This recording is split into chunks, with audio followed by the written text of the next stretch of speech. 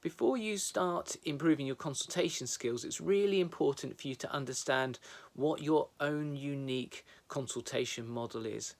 Everyone has a slightly different way of consulting, and this will be based on what you were taught as a medical student, your experiences with patients, and all your life experiences which have taught you how you consult, how you chat with people, how you phrase things.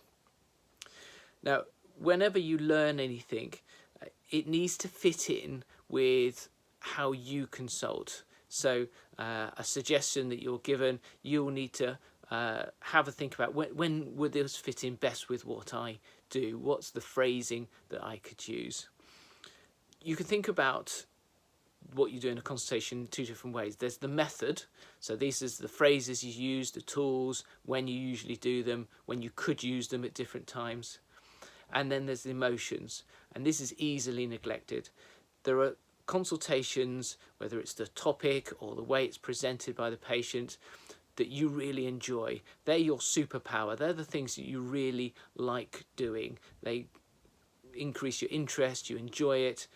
It is good to know about these things because then you can really focus on these and get even better at them.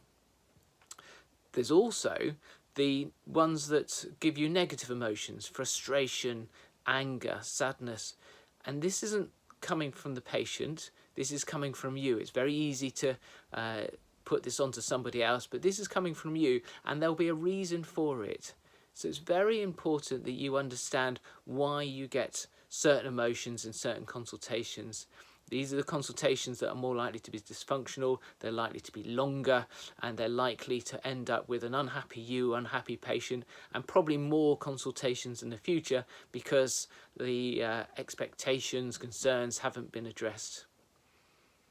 The best way to improve your consultation skills and to understand how you consult is to video yourself and have a look and see what you think you've done well, what are you going to keep doing, what things haven't you done, what things could you phrase in a slightly different way, how could you adapt the order.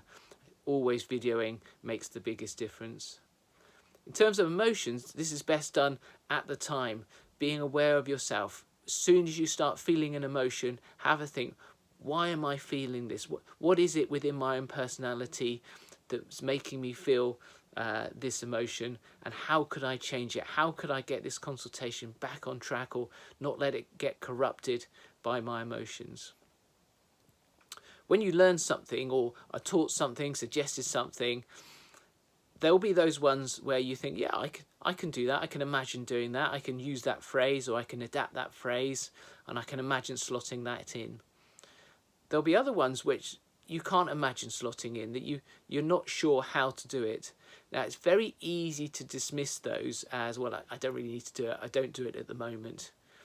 Those are the ones that could make a massive difference to your consultations. They could save sessions.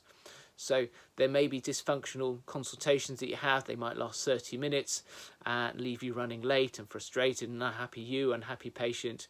Whereas if you use this consultation tool maybe once or twice a week even, it might save the session. So when you see a consultation tool that you can't imagine using, don't dismiss it. Have a think about it. Come back to it next week. Think about how you could use it, because if you can't imagine using it, it might be important because it's probably something you don't do at all.